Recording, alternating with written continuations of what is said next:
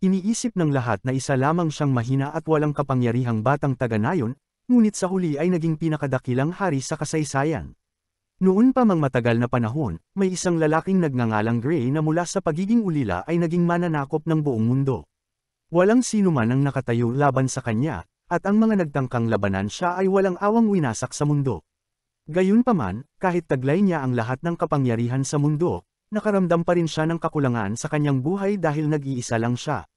Hanggang isang araw, bigla na lamang siyang natagpuang nalulunod sa isang kailaliman ng dagat at may tinig na nag-utos sa kanya na hanapin ang liwanag sa kanyang susunod na buhay.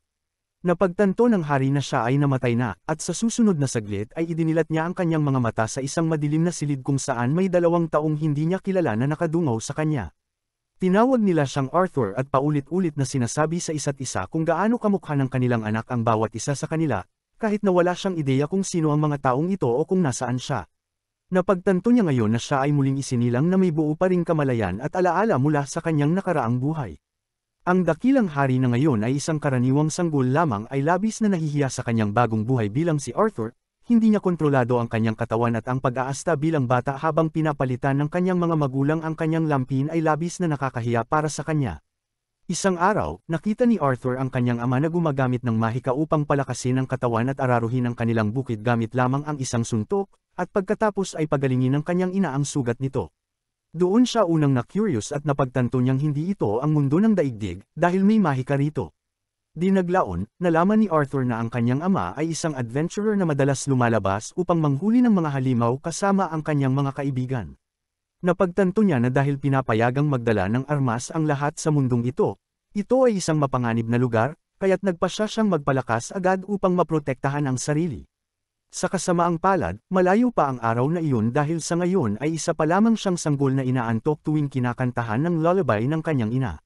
Gayunman, kalaunan ay nalampasan niya ang pagkadismaya niya tungkol dito at nagsimulang mag-enjoy sa mga mapayapang sandaling ito, dahil sa kanyang nakaraang buhay ay palagi siyang nasa panganib ng mga asasin na gustong patayin siya habang natutulog. Ilang buwan ang lumipas at natutong gumapang si Arthur sa loob ng bahay. Nagkukunwari siyang natutulog upang iwan siya ng kanyang ina, at palihim na pumupunta sa silid-aklatan ng kanilang bahay upang maghanap ng impormasyon tungkol sa mundong ito. Natagpuan niya na ang kontinenteng tinitirhan niya ay may bansang tinatahanan ng mga duwende sa timog at ng mga duwende sa hilaga. Ang bansa ng mga tao ay pinamumunuan ng isang hari, ngunit hindi tulad ng kanyang nakaraang buhay, ang anak ng hari ang nagiging bagong hari sa mundong ito at walang labanan hanggang kamatayan para sa trono. Nakakita pa siya ng isa pang aklat na nagsasaad tungkol sa mahika, at napagtanto ni Arthur na ang mahika ang dahilan kung bakit atresado ang mundong ito pagdating sa siyensya at teknolohiya. Natutunan niya na humigit kumulang 1% lamang ng populasyon ang may kakayahang gumamit ng mahika at ang kapasidad ng isang tao sa mahika ay karaniwang namamana sa kanilang mga magulang. Ayon sa aklat, may 2 pangunahing uri ng mga gumagamit ng mahika. Una ay ang mga augmenter na gumagamit ng mana upang palakasin ang kanilang pisikal na kakayahan at lumaban bilang mga mandirigma. Ang ikalawang kategorya ay ang mga conjurer na kayang i-proyekto ang mana palabas ng kanilang katawan tulad ng mga salamangkero. Napagtanto ni Arthur na ang kanyang ama ay isang augmenter ngunit sa palagay niya ang kanyang ina ay hindi isang tipikal na conjurer dahil sa kanyang kakayahan sa pagpapagaling. Nagpasya siyang huwag munang isipin iyon at nagpatuloy sa pagbabasa kung paano maging isang magic user. Ayon sa aklat, upang makagamit ng mahika, kailangang magkaroon ng magic core na nabubuo sa pamamagitan ng pag-iipon ng mana sa loob ng katawan sa isang partikular na punto. Karamihan sa mga tao ay nagkakaroon nito pagdating nila sa pagbibinata at inaabot sila ng ilang taon upang makabuo ng isang malakas at kapaki-pakinabang na mana core. Gayunpaman, si Arthur ay mayroon ng alam na kahalintulad na konsepto sa kanyang nakaraang buhay, kaya niyang manipulahin ang panloob na enerhiya ng kanyang katawan na tinatawag na Kai, at ang pagbuo ng Kai core sa loob ng kanyang katawan ay katulad ng pagbuo ng isang mana core. Nagsimulang ituon ni Arthur ang kanyang mana sa loob ng kanyang katawan, umaasang magagawa niya ang unang hakbang upang maging malakas sa mundong ito. Ngunit habang siya'y malapit ng makabuo ng kanyang mana core, nahuli siya ng kanyang ina at ibinalik sa kama. Lumipas ang 2 taon na parang isang kisap mata, at isang araw habang abala ang ina ni Arthur sa pagsusulat ng tala sa kanyang diary tungkol sa anak, lumabas si Arthur upang matutong makipaglaban gamit ang espada mula sa kanyang ama. Habang patuloy niyang iwinawasiwas ang isang kahoy na parang espada, lumabas ang kanyang ina at galit na galit sa kanyang ama dahil tinuturuan niyang gumamit ng espada ang kanilang anak kahit kakalakad pa lang nito. Hindi ito bago kay Arthur, na ngayon napagtanto na ang kanyang ina ang tunay na may kapangyarihan sa bahay.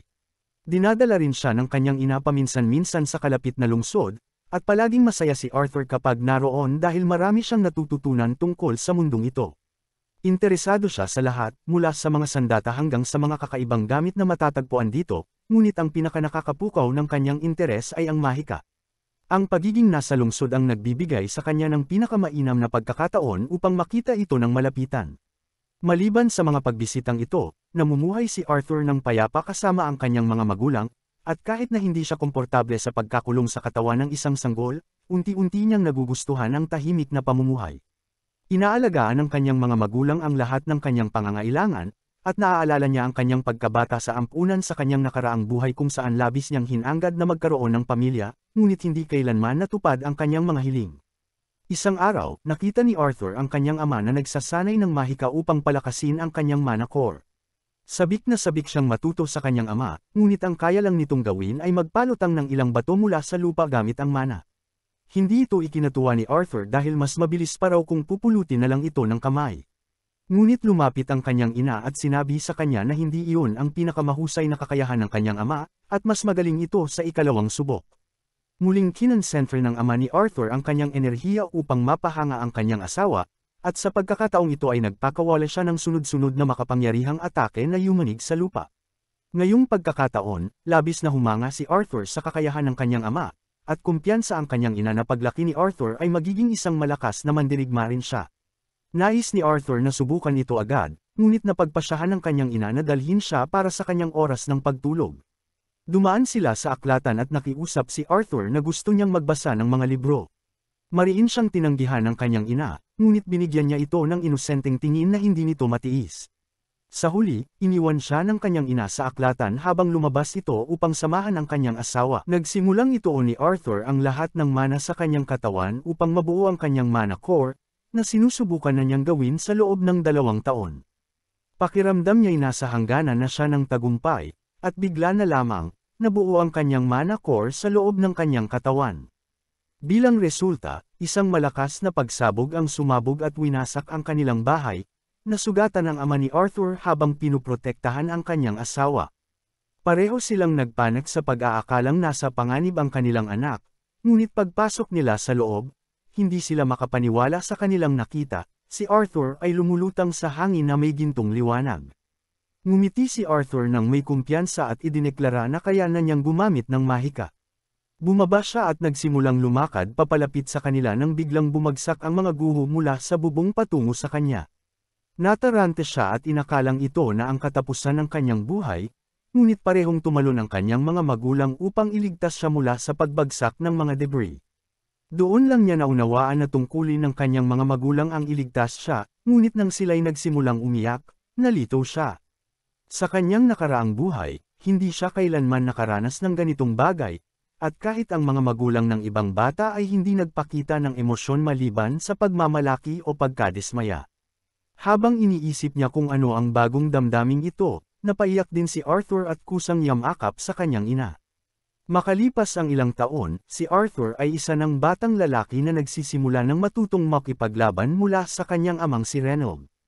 Siya at ang kanyang ama ay magkaharap sa hardin kung saan sinusubukan ng kanyang ama na ibigay sa kanya ang paborito niyang guwantes, ngunit tinanggihan ito ni Arthur dahil alam niyang wala pa siyang sapat na lakas upang gamitin ito sa kanyang edad. Sa halip, pinulot niya ang isang kahoy na espada at ganoon din ang ginawa ng kanyang ama. Agad na umatake si Arthur, sinusubukang makapagsagawa ng 3 sunod-sunod na pag-atake, ngunit mas malakas ang kanyang ama at madaling nabablock ang lahat ng kanyang tira. Napagtanto ni Arthur na ginagamit ng kanyang ama ang mahika upang palakasin ang kanyang baston kaya't ginawa rin niya ito at pinuno ng mana ang kanyang kahoy na espada.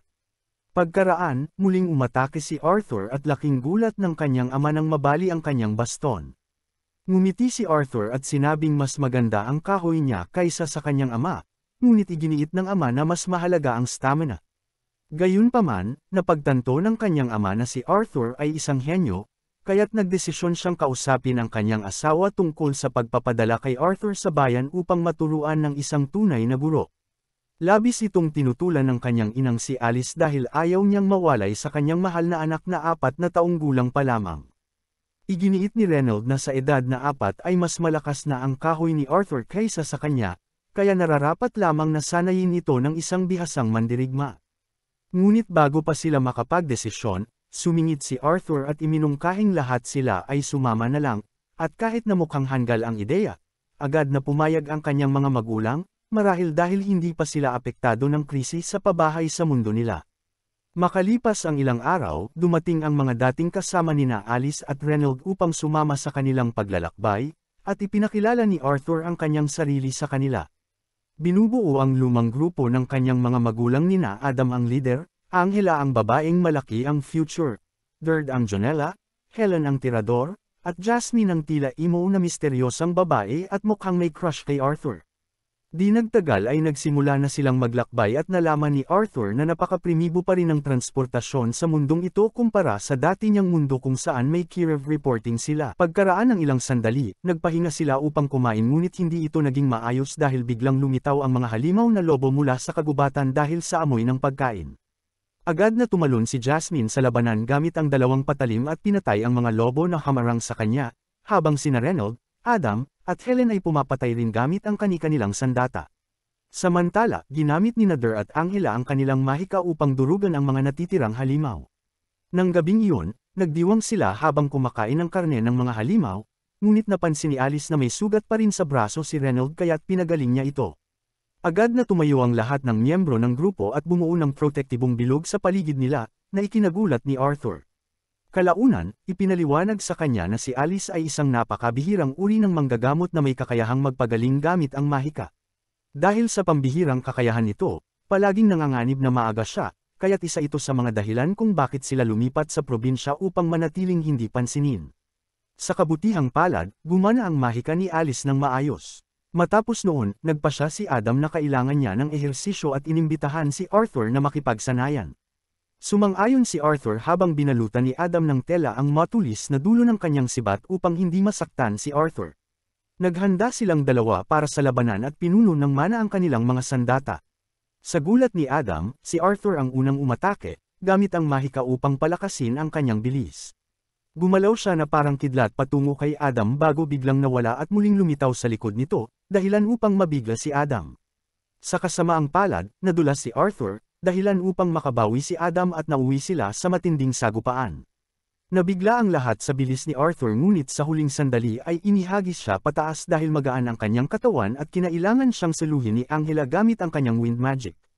Maingat siyang lamandeng sa lupa habang sinermonan si Adam ng grupo dahil sobra ang kanyang atake sa isang batang gaya ni Arthur.